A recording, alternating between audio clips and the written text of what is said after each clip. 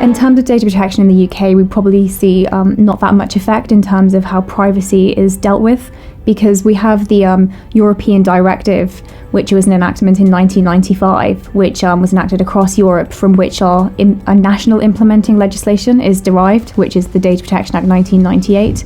So we'd still be likely to have data protection laws in the UK.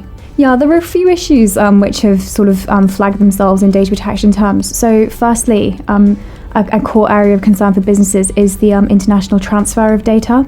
Under the current regime that we have, the UK is seen as a jurisdiction which has an adequate level of protection for data, and we might not have that assumed level of adequacy if we then leave the EU and then we just have the DPA 1998.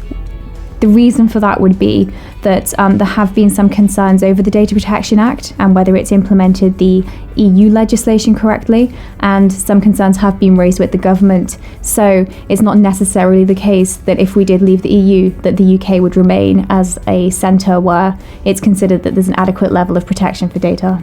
With extraterritorial effect, it's not necessarily the case that because we're not within the EU that data protection laws wouldn't apply. So for instance, under the 1995 directive, there are provisions that say that if you're using processing equipment within the UK or within the EU, you'd still be caught by the legal regime. So you couldn't just base yourself outside and then somehow circumvent the law. And that's the same position under the draft regulation, which is actually more stringent and says that if you're offering services or you're using equipment in the UK, then you would still be covered by the draft regulation. Another area of concern is the effect of the draft data protection regulation and what it might mean in terms of a Brexit.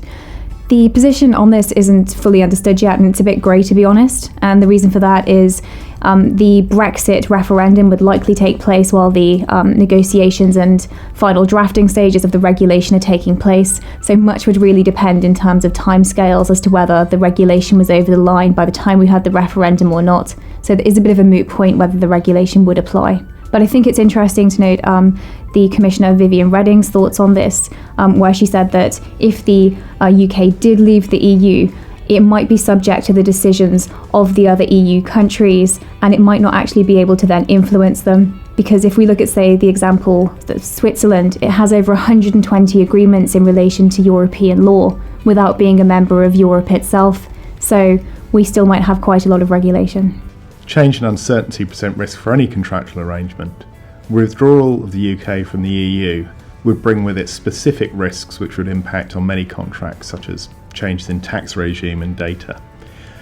The area of particular concern for a contract, though, is that the changing commercial landscape really will push suppliers and customers to rethink their commercial arrangements and potentially make them less able to perform their contractual obligations.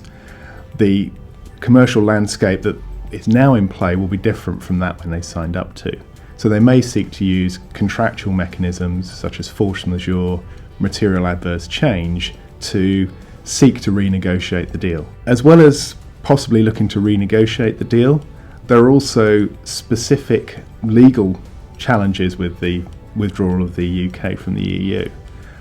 Obviously, a lot of contracts have territorial elements to them, be that exclusivity, be that scope of agency, then potentially those scope of those arrangements would be impacted, which could have quite a significant commercial impact.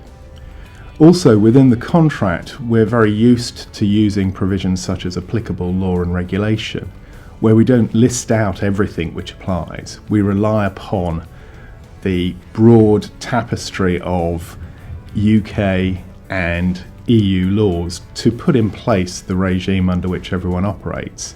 As the UK withdraws, then some of those provisions won't be applicable to the contract, and it will create uncertainty.